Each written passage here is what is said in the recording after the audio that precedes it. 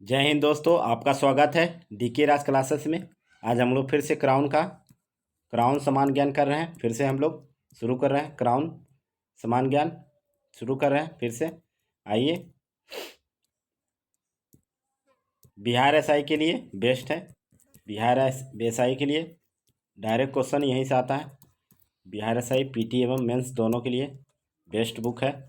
मेरे चैनल को सब्सक्राइब करें, बेल आइकन को प्रेस कर लें ताकि आपको नोटिफिकेशन पहुंच जाए।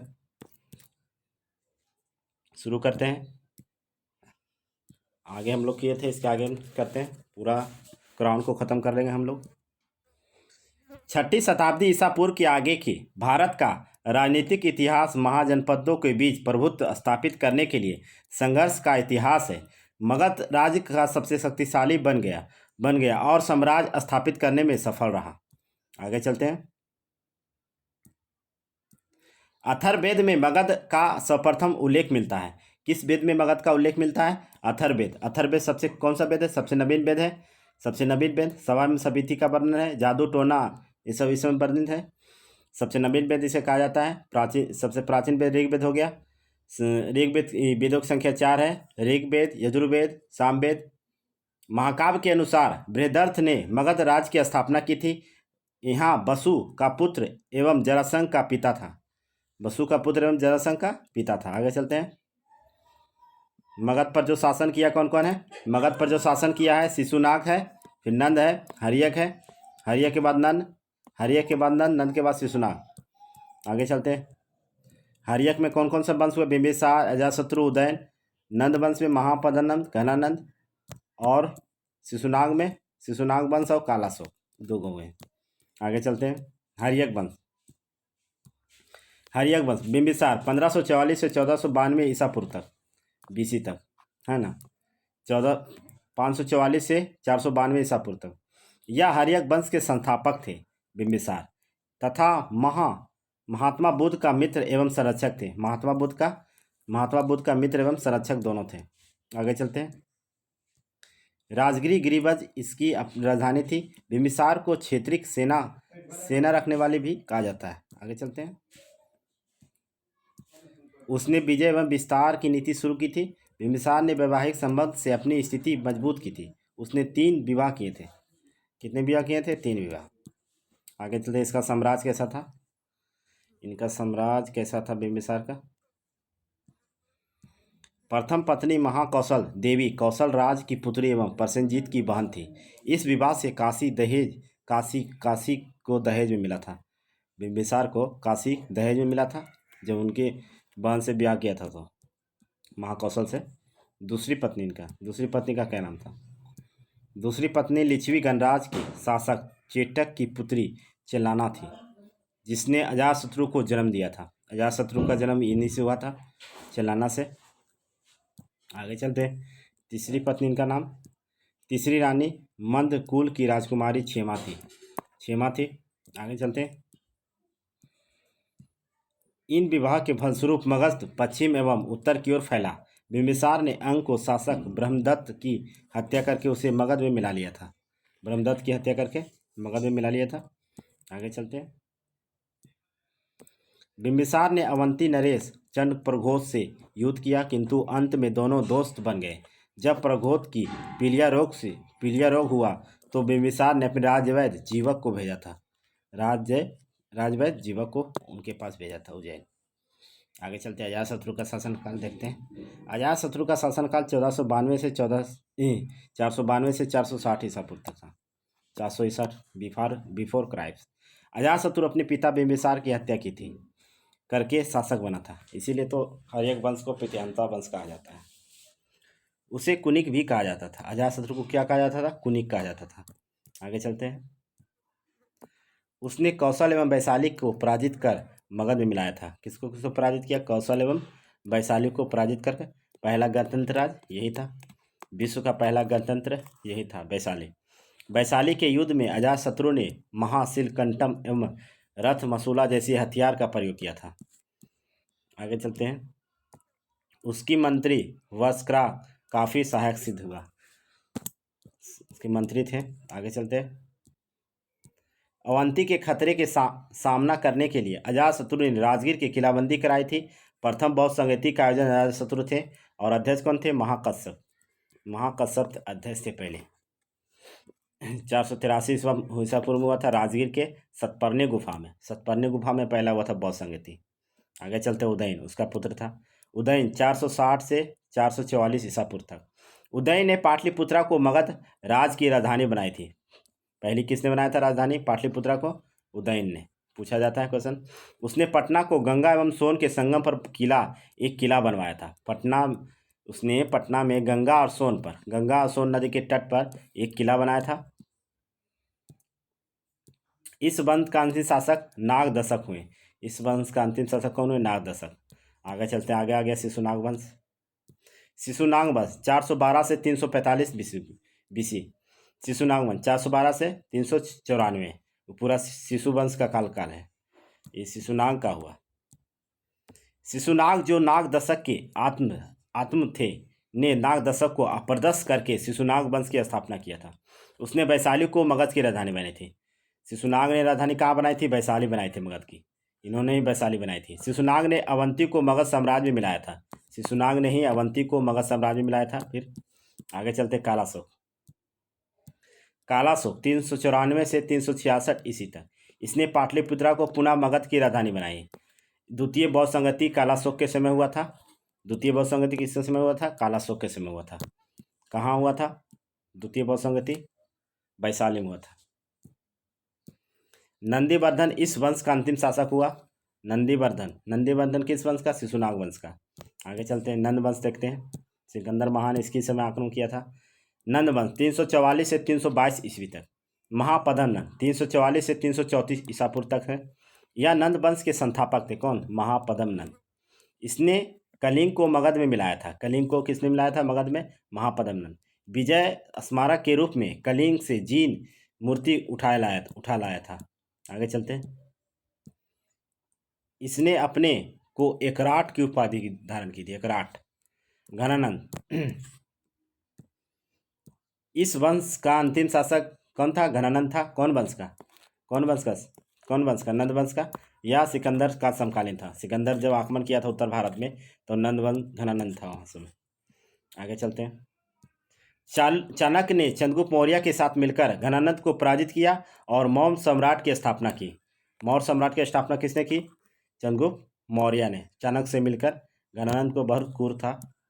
घनानंद शासक बहुत क्रूर था। सिकंदर महान के बारे में देख लेते हैं, आगमन किए थे। सिकंदर मकदूनिया का शासक फिलिप द्वितीय का पुत्र था। वह अरस्तु का शिष्य था। सिकंदर ने एशिया माइनर, तुर्की, इराक एवं ईरान पर विजय प्राप्त करने के पश्चात 326 ईस्वी में खैबर दर्रा के पार करके भारत में आक्रमण किया था। आगे चलते हैं। तक्षशिला में शासक अभिंग ने सिकंदर के सामने घुटने टेक दिए थे। हाइडे स्पीच का युद्ध। झेलम के नदी के तट किनारे सिकंदर को पोरस का सामना करना पड़ा। सिकंदर ने पोरस को पराजित कर दिया, मगर उसके साहस को प्रभावित होकर राज को वापस दे दिया। सिकंदर महान पोरस का साहसी देखकर उसको अपना साम्राज्य फिर लौटा दिया था। पोरस सिकंदर का सहयोगी बन गया था। सिकंदर की सेनापति ने ब्यास या बिपाशा नदी को आगे बढ़ने से इनकार कर दिया था, तभी तो घनानंद के पास नहीं जा पाया था। आगे चलते हैं। वह भारत में लगभग 19 महीना 326 से 325 ईस्वी तक रहे थे। 323 ईस्वी पूर्व में बेबीलोन में सिकंदर की मृत्यु हो गई थी, है ना। आगे चलते हैं। सिकंदर ने पश्चिम भारत में कुछ यूनानी उपनिवेश स्थापित किया। काबुल में सिकंदरिया, आधुनिक बेग्राम, झेलम के तट पर वेकाफल, जहां सिकंदर के घोड़े की मृत्यु हुई थी। सिकंदर का घोड़ा का नाम बुकफिला था, उसी के नाम पर रखा था बुकफिला। एवं निकाई, जहां पोरस के युद्ध हुआ था, इसकी स्थापना किए थे। आगे चलते हैं। एरियन क्या थे? यूनानी इतिहासकार थे। नियाकस क्या थे? सिकंदर का जल सेनापति नियाकस थे। सिकंदर के सेनापति कौन था? थल सेनापति सेल्यूकस था। आगे चलते हैं। सिकंदर ने नियाकस के नेतृत्व में सिंधु नदी के मुहाने पर फरात नदी के मुहाने तक समुद्र तट पता लगाने के लिए भेजा गया था। आगे चलते हैं। मौर्य साम्राज्य। मौर्य साम्राज्य कब से कब तक है? मौर्य साम्राज्य 322 से 185 ईस्वी तक। आगे चलते हैं, पढ़ते हैं इसको। मौर्य राजवंश की स्थापना चंद्रगुप्त मौर्य ने की थी। इसने चाणक्य, विष्णुगुप्त कौटिल्य की मदद से मगध के नंदवंशीय शासक घनंद को मारकर मौर्य वंश का शासन कायम किया था। आगे चलते हैं। कौटिल्य के अर्थशास्त्र मौर्य वंश के राज्य व्यवस्था का विस्तृत जानकारी देता है। यहाँ 15 अधिकरण में विभाजित किया गया है। 15 अधिकरण में विभाजित किया गया है। इसमें राजा के 7 अंग वर्णन है। स्वामी, राजा, अमत, मंत्री, मित्र, सेना, कोष, दुर्ग, जनपद। इस ग्रंथ की तुलना मैकियावेली के प्रिंस से की जाती है। अर्थशास्त्र मूलतः सूत्र के गद्य के रूप में संस्कृत में है। आगे चलते हैं।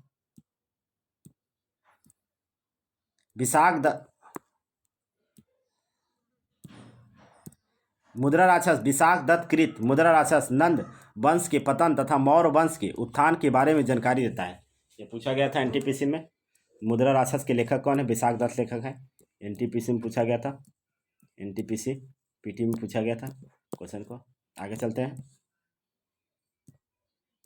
इंडिका मेगा सनीज के इंडिका मौर्य काल के प्रशासन, समाज और अर्थव्यवस्था पर प्रकाश डालता है। आगे चलते हैं। जस्टिन ने क्या कहा? जस्टिन यूनानी लेखक जस्टिन के अनुसार चंद्रगुप्त मौर्य ने पूरे भारत पर विजय प्राप्त कर ली थी। आगे चलते हैं। दीपवंश और महावंश। दीपवंश और महावंश यह किस वंश का था? किस बौद्ध धर्म से था? बौद्ध धर्म का पुस्तक था। सिंहली साहित्य। इसके अनुसार अशोक ने बौद्ध धर्म का प्रचार प्रसार श्रीलंका तक किए थे। संघमित्रा को और भेजे थे। जूनागढ़ अभिलेख। रुद्रदामन के जूनागढ़ अभिलेख संस्कृत में चंद्रगुप्त मौर्य के नाम का उल्लेख किया गया है। इसमें मौर्य काल में निर्मित सुदर्शन झील की जानकारी मिलती है। इस झील का निर्माण चंद्रगुप्त मौर्य के शासनकाल में पुष्यगुप्त वैश्य ने गुजरात के सौराष्ट्र प्रांत में सिंचाई व्यवस्था के लिए करवाया था, है ना। आगे चलते हैं। अशोक का अभिलेख। अशोक के इतिहास की जानकारी उसके अभिलेख से मिलती है। अशोक पहला भारतीय शासक था जो अभिलेख द्वारा अपनी प्रजा से सीधे संबोधित करता था, सीधा बात करता था प्रजा से, इसीलिए तो महान कहलाए लोग। अशोक के शिलालेख देख लीजिए, कितने भागों में था शिलालेख इनका शिलालेख देख लीजिए अशोक का शिलालेख। दीर्घ शिलालेख, लघु शिलालेख, पृथक शिलालेख, दीर्घ स्तंभ लेख और लघु स्तंभ लेख, इतना में बांटा गया था। आगे चलते हैं, अगला क्वेश्चन करते हैं।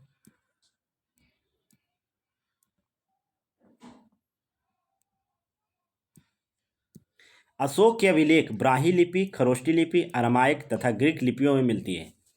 ब्राह्मी लिपि बाएं से दाएं की ओर एवं खरोष्टी लिपि दाएं से बाएं। ब्राह्मी लिपि कहाँ से लिखा जाता था? बाएं से दायां, और खरोष्टी दाएं से बायां, उल्टा लिखा जाता था, दाएं से बायां। आगे चलते हैं। अशोक ने सबसे अधिक अभिलेख प्रकृत भाषा में था। सबसे अधिक लेख किस भाषा में था? प्रकृत भाषा में। आगे चलते हैं। अशोक के अभिलेख उत्कीर्ण ब्राह्मी लिपि में सर्वप्रथम जेम्स प्रिपेंस ने 1837 में पढ़ा था, लेकिन खोज किसने किया था? खोज किया था टी पैंथलर ने किया था 1750 में। आगे चलते हैं। भाब्रू अभिलेख में अशोक ने स्वयं को सम्राट बताया। किस अभिलेख में अशोक ने स्वयं को सम्राट बताया? भाब्रू अभिलेख। आगे चलते हैं। अशोक का अभिलेख है, अशोक का शिलालेख, उसके विषय। शिलालेख, पहला शिलालेख पशु बंध पर निषेध, मतलब पशु को आप मार नहीं सकते, बंद नहीं कर सकते। दूसरा शिलालेख विदेश में धर्म प्रचार एवं मनुष्य एवं पशुपालन चिकित्सा का उल्लेख, मतलब अगर पशु का डॉक्टरी सहायता। आगे चलते हैं। तीसरा शिलालेख में क्या है? तीसरा शिलालेख रज्जुक एवं युक्त की नियुक्ति एवं अधिकारियों की हर 5 वर्ष पर राज भ्रमण का आग्रह करना। आगे चलते हैं। चौथा शिलालेख में क्या है? चौथा शिलालेख धम्म घोष की भैरी घोष के स्थान प्रतिपादन करना। धम्म घोष की जगह पर भैरी घोष की स्थान को प्रतिपादन कर। पांचवा शिलालेख में धम्म महामात्रों की नियुक्ति करना। धम्म महामात्रों की नियुक्ति। छठा अभिलेख इसमें जन मामलों के निपटाने के लिए प्रशासनिक सुधार करना।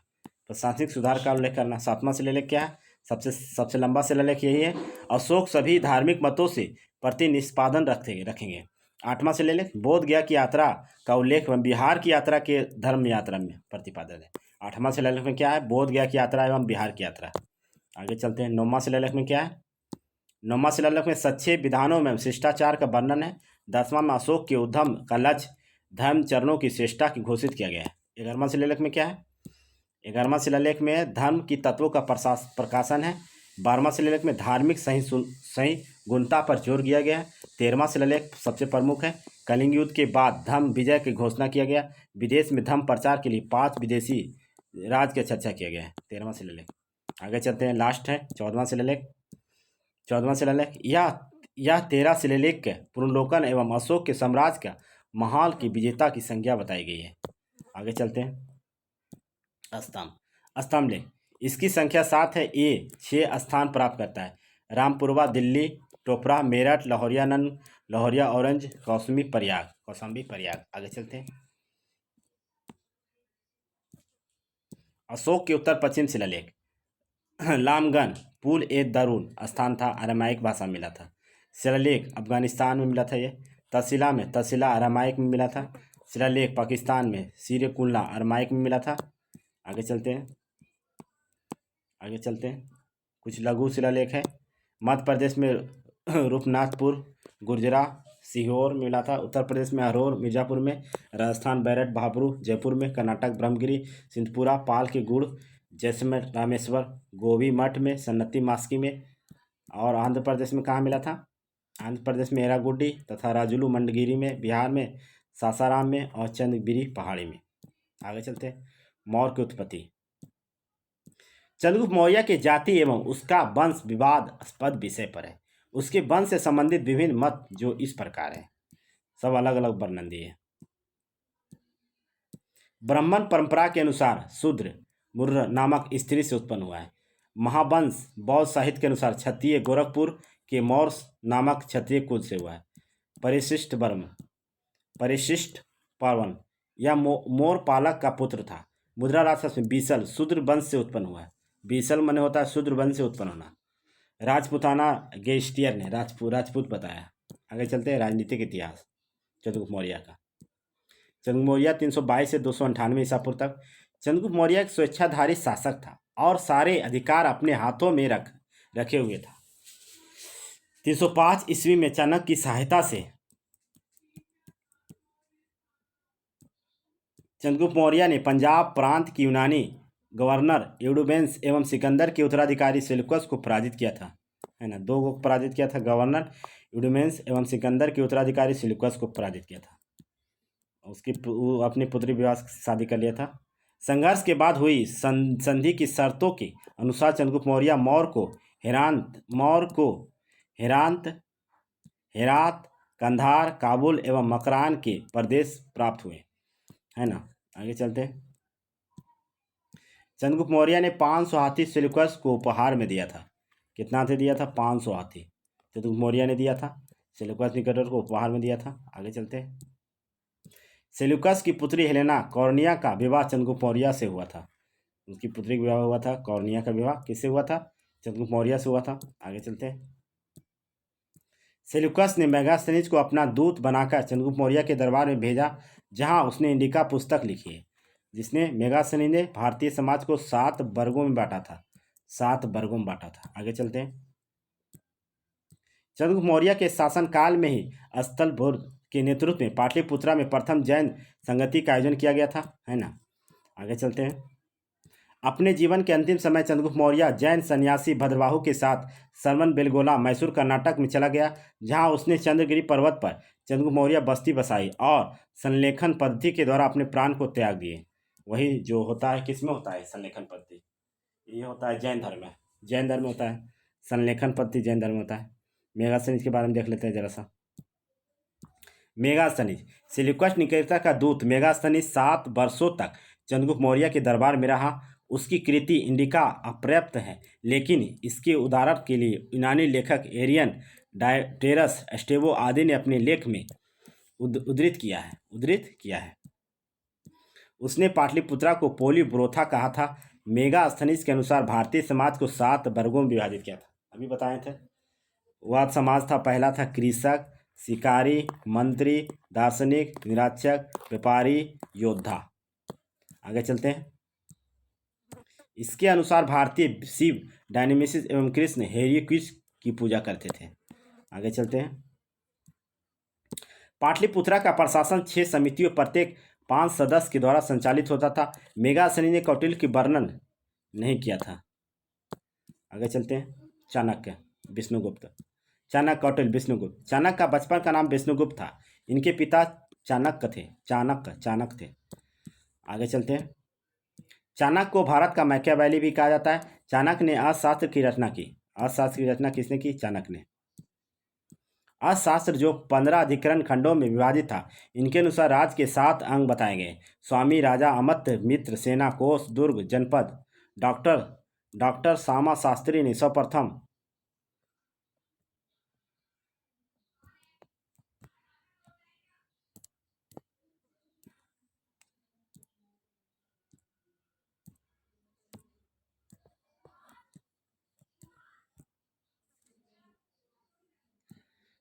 सर्वप्रथम 1909 में इसे प्रकाशित करवाया था। आगे चलते हैं। पुराणों में चंद्रगुप्त मौर्य को श्रेष्ठ ब्राह्मण द्विवर्ष कहा गया है। कौटिल्य के अनुसार राजा धर्मचक्र प्रवर्तक अथवा सामाजिक व्यवस्था का संचालक होता था, है ना। कौटिल्य ने युद्ध में मामले में नैतिक गौण माना जाता है कौटिल्य को। आगे चलते हैं बिंदुसार के बारे में। बिंदुसार, चंद्रगुप्त मौर्य की मृत्यु के बाद उसका पुत्र बिंदुसार गद्दी पर बैठा। बिंदुसार को वायु पुराण भद्रसार कहा गया। यूनानी लेखक अमिचेटस कहा गया। जैन ग्रंथ में सीसेन कहा गया। एस्टेबो अस्ट्रिकोटस कहा था। चीनी विवरण में बिंदुपाल कहा गया था। बिंदुसार अमितघात के नाम से प्रसिद्ध था, जिनका अर्थ होता है शत्रु को नाश करने वाला। यह जीवक संप्रदाय का अनुयायी था, जो बिहार में है। दिव्यावदान के अनुसार बिंदुसार के शासनकाल में तक्षशिला के 2 विद्रोह हुए थे, जिसे शांत करने के लिए उसने अशोक एवं सुसीम को भेजा था, है ना। आगे चलते हैं।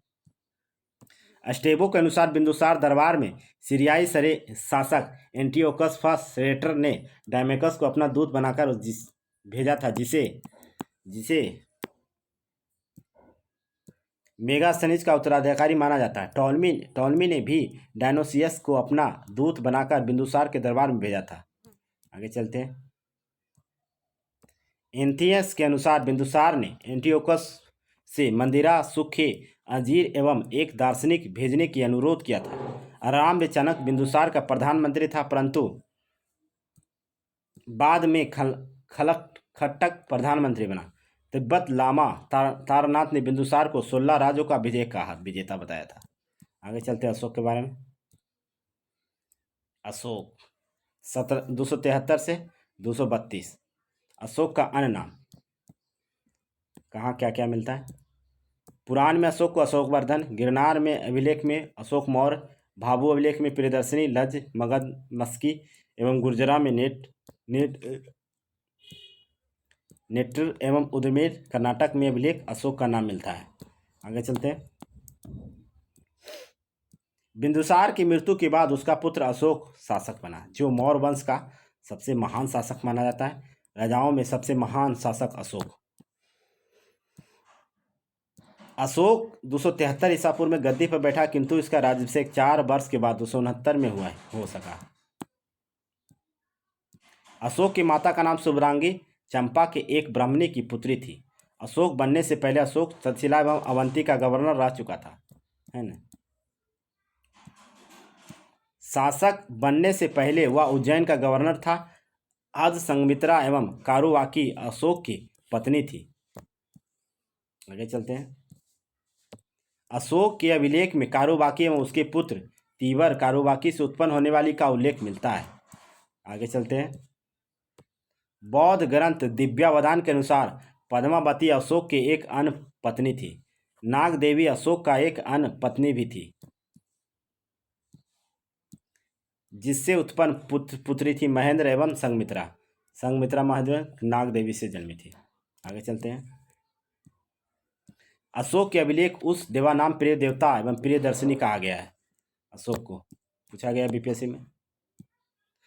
कलहन के राज कलहन के राजतंगनी के अनुसार अशोक श्रीनगर की स्थापना किया था। किस नदी पर? झेलम नदी पर। झेलम नदी के तट पर। आगे चलते कलिंग युद्ध। अशोक के 13वें शिलालेख के अनुसार राज्याभिषेक के 8वें वर्ष के बाद 261 बीसी में देव के प्रिय प्रियदर्शनी राजा अथा अशोक ने कलिंग पर विजय प्राप्त की थी। यह कलिंग के राजा के विषय में मौन है। खारवेल के हाथी गुफा अभिलेख के अनुसार नंदराज इस समय कलिंग का शासक था, है ना। नंदराज था उस समय शासक वहाँ का।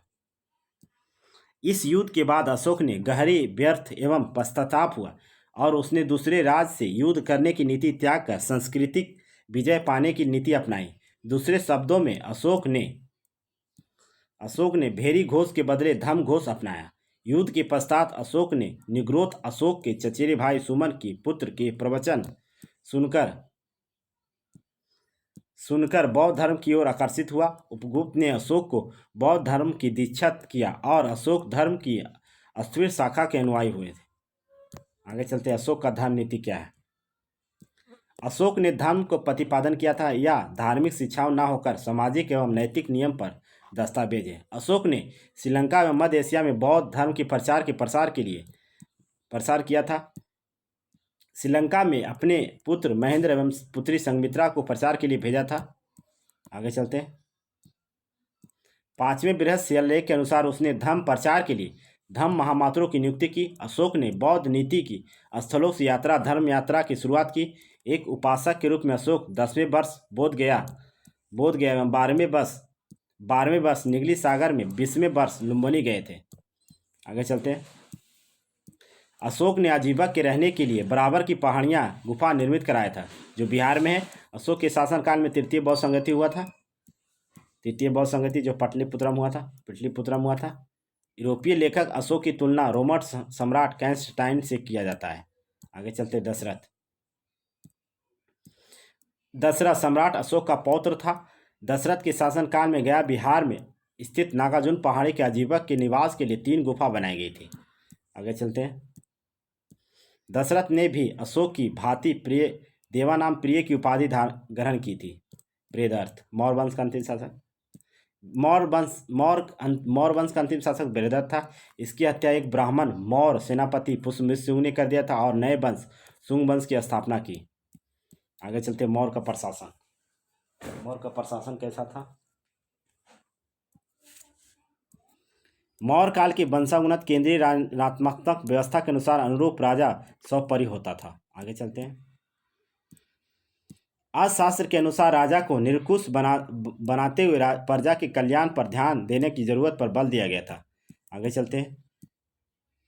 अर्थशास्त्र शतभाग सिद्धांत के अंतर्गत राजा अमत जनपद दुर्ग को सेना एवं मित्र शामिल था। आगे चलते हैं।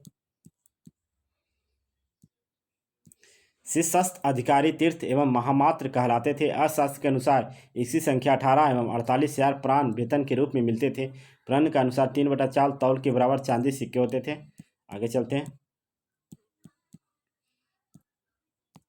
शासन चलाने के लिए मंत्रिपरिषद का होना जरूरी था, जो शासक को सलाह देने के सक्षम थे।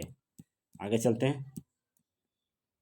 मौर्य काल का प्रमुख अधिकारी। आगे चलते हैं। या वाणिज्य व्यापार का अध्यक्ष होता था। कौन होता था? प्राण अध्यक्ष। या कृषि विभाग का अधिकारी होता था। कौन था? सीता अध्यक्ष था। या महालेखागार था। कौन था? अष्टपटलिक था, है ना। आगे चलते हैं। माप तौल के अधिकारी कौन थे? पोताव अध्यक्ष थे। बंदरगाह के अध्यक्ष कौन थे? पतन अध्यक्ष थे। 2 प्रकार के न्यायालय थे। यहाँ फौजदारी न्यायालय था, जिसे कंटक शोधन कहा गया, और दीवानी न्यायालय था, जिसे धर्मस्थलीय कहा गया। आगे चलते हैं। प्रांत चंद्रगुप्त मौर्य के समय 4 प्रांत थे, परंतु अशोक के शासनकाल में कलिंग विजय के बाद 5 प्रांत बन गए। उत्तरापंथ की राजधानी तक्षशिला थी। दक्षिणापंथ की सोनगिरी थी। मध्य क्षेत्र का पाटलिपुत्रा था। अवंती पथ का उज्जैन था। कलिंग का तोसली था। अशोक के प्रमुख अधिकारी कार्य। कर निर्धारण करने का सर्वोच्च अधिकारी कौन थे? समहर्ता था। राजकोषीय कोषागार एवं भंडार के संरक्षक कौन थे? सन्निधाता था, सन्निधाता। आगे चलते हैं। दीवानी न्यायालय के न्यायाधीश कौन थे? व्यवहारिका, व्यवहारिका था। समाज में समन्वय की स्थिति को बनाए रखने के लिए धर्म महामात्रा था। और सीमावर्ती क्षेत्र में धर्म प्रचार करने वाले अधिकारी को अंत महामात्रा कहा गया है। आगे चलते हैं। महिला के नैतिक आचरण को देखने वाले अधिकारी को स्त्री अध्यक्ष कहा गया है। साम्राज्य में न्याय करने के लिए वाले अधिकारी को रज्जुक कहा गया है। साम्राज्य में जिला में राजस्व वसूली के कर करने वाले अधिकारी को युक्तिक कहा गया है। फौजदार न्यायालय के प्रमुख न्यायाधीश को प्रशिष्ट कहा गया है। आगे चलते हैं। गुप्तचर विभाग के प्रधान को क्या कहा गया? महामात्र से पे कहा गया। आगे चलते हैं। प्रांतों के आहार पर विषय का बांटा गया था। जिला के नीचे स्थानांतरित थे जिसमें 800 ग्राम था, 800 ग्राम था। आगे चलते हैं। प्रांतों के प्रशासक कुमार या आर्यपुत्र था। विषयपति विषय के मुखिया था जो ग्रामिक ग्राम का प्रधान था। गोप दास ग्राम का शासन करता था। समिति मेगास्थनीज के अनुसार नगर प्रशासन के 6 समितियां थे, प्रत्येक में 5 सदस्य थे। विदेशी के देखरेख की प्रथम समिति जन्म मरण देख के लिए द्वितीय थे। उद्योग में शिल्पकार के लिए तृतीय थे। वाणिज्य व्यापार के लिए चौथे थे। नियमित वस्तु विक्रय के लिए 5वें थे और बिक्री वसूल कर कार्य करने के लिए 6ठे थे। सैनिक को नगद वेतन मिलता था तथा इनकी संख्या कृषक के बाद सबसे अधिक थी। कृषक के बाद सबसे अधिक सेना था। मौर्य काल के पास एक शक्तिशाली नौसेना भी थी। यूनानी लेखक प्लिनी के अनुसार चंद्रगुप्त मौर्य को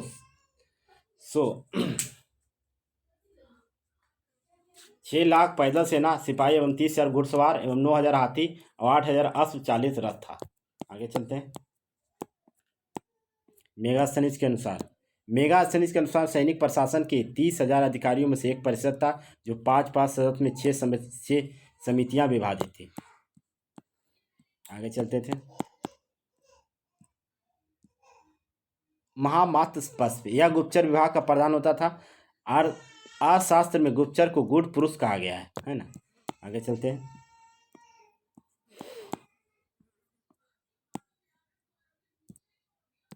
घूम घूम कर गुप्तचरी करने वाले संचारक कहलाते थे। आगे चलते हैं। सामाजिक जीवन कैसा था मौर्य काल का? मौर्य काल में वन व्यवस्था दृढ़ हो चुकी थी। इसका आधार जन्म था। दासों को कृषि के कार्य करने लगाया गया था। आगे चलते हैं। अर्थशास्त्र के अनुसार ब्राह्मण को सबसे अधिक सम्मान प्राप्त था। कौटिल्य के अनुसार 15 वर्ण संस्करण जातियां थी जो अनुलोम एवं प्रतिलोम विवाह का फलस्वरूप यत करती थी। वर्ण संस्करण जातियों को क्षुद्र माना जाता था। आगे चलते हैं। अनुलोम, इनमें से पुरुष उच्च होता था, वर्ण महिला निम्न होती थी। जो अनुलोम विवाह हुआ इसमें पुरुष उच्च, प्रतिलोम विवाह में पुरुष निम्न होगा। फिर नियोग प्रथा में स्त्री का अपने देवर के साथ रहना नियोग कहलाता था। आगे चलते हैं। मेगास्थनीज ने समाज को 7 वर्गों में बांटा था, ये तो हो गया था। आगे चलते हैं। स्त्री के लिए उच्च शिक्षा वर्जित थी, उन्हें सम्राट अंगरक्षिका नियुक्त किया जाता था। आगे चलते हैं। समाज में नियोग प्रथा का प्रचलन था। या स्त्री जो घर बाहर नहीं निकलती थी। वैश्य को गणिका कहा गया है। वैश्य जो करती थी उसके गणिका कहा गया। स्वतंत्र रूप से वैश्यावृत्ति अपनाने वाली महिला को रूपा जीवा कहा गया है। आर्थिक स्थिति कैसा था मौर्य साम्राज्य? मौर्य काल में राज्य आर्थिक रूप से समृद्ध एवं मजबूत था। अर्थव्यवस्था कृषि, पशुपालन, व्यापार, वाणिज्य आधारित था। अर्थशास्त्र के अनुसार राज्य में 26 अध्यक्ष नियुक्त थे जिनका प्रमुख कार्य राज्य की आर्थिक गतिविधियों को नियमित करना था। आगे चलते हैं।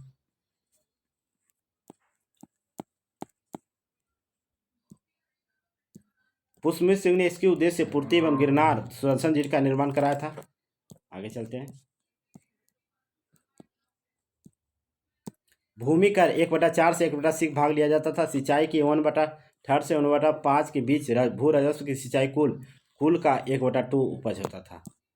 आगे चलते हैं। तो ऐसे क्वेश्चन है। हाँ, ये क्वेश्चन सही है। पूर्वी तट पर ताम्रलिप्ति तथा पश्चिमी तट पर सपोरा एवं भड़ोच प्रमुख बंदरगाह था। आगे चलते हैं।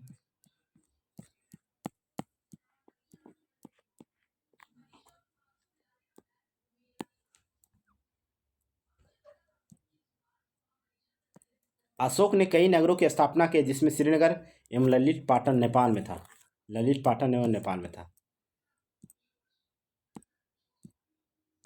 चंद्रगुप्त मौर्य राजप्रसाद महल लकड़ी का बना था। कुम्हार पटना में 80 स्तंभ पर राजप्रसाद का अवशेष मिला है।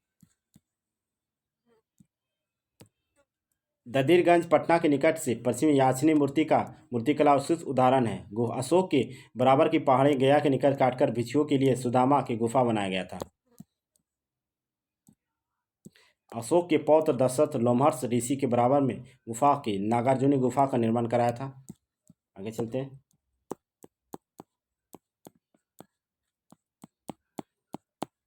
अशोक स्तंभ। अशोक स्तंभ एकात्मक था तथा एक ही पत्थर के तराश कर बनाए गए निर्मित चुनार बरुआ पत्थर का प्रयोग किया गया था। आगे चलते हैं। स्तूप। स्तूप का सर्वप्रथम उल्लेख ऋग्वेद में मिलता है ना। स्तूप का उल्लेख सर्वप्रथम कहाँ मिलता है? ऋग्वेद में। स्तूप का निर्माण ईंट से किया गया था। सांची का स्तूप विदिशा मध्य प्रदेश में, भरूच का स्तूप सातना मध्य प्रदेश में, सारनाथ धार्मिक स्तूप अशोक राम विहार ने बनाया था। आगे चलते हैं। मौर्य वंश का राजकीय चिन्ह था मोर, मयूर, मोर। पाली मौर्य वंश का आम जनता की काफ़ी भाषा थी, पाली भाषा। तक्षशिला मौर्य काल में उच्च शिक्षा का प्रसिद्ध केंद्र था। तक्षशिला था उस समय, है ना। मौली तीर्थपुष्प ने कथा वस्तु की रचना की थी। कथा वस्तु नंद वंश के विनाश में चंद्रगुप्त मौर्य ने कश्मीर के राजा प्रवर्तक से सहायता प्राप्त की थी, है ना। आगे चलते हैं। अशोक ने तक्षशिला में विद्रोह के दमन के लिए कुणाल को भेजा था। अशोक के समय बुद्ध की मूर्ति का उल्लेख नहीं मिलता है। कुणाल एक अंधा था। आगे चलते हैं। थैंक्स। मेरे वीडियो को लाइक करें, शेयर करें, सब्सक्राइब करें, बेल आइकन को प्रेस कर लें ताकि नोटिफिकेशन आपके पास चल जाए। बिहार एसआई के लिए बहुत बेस्ट बुक है, तो पढ़ लीजिए, पीटी एकदम आराम से होगा। थैंक्स।